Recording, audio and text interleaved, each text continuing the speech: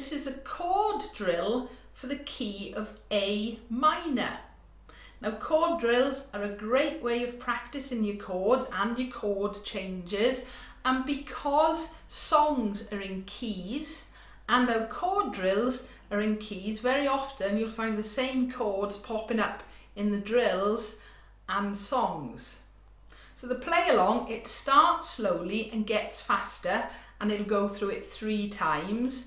The strum pattern, as always, only a suggestion: down, down, up, up, down, up, but you can use whatever strum pattern you like.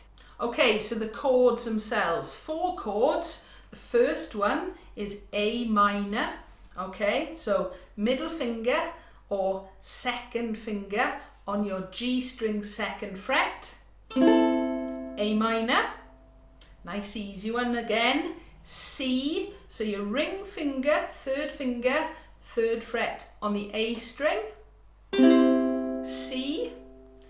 D minor, okay, 1st finger, 1st fret on the E string, 2nd finger across on the 2nd fret of the G string, and then tuck your ring finger, 2nd fret on the C string, so D minor.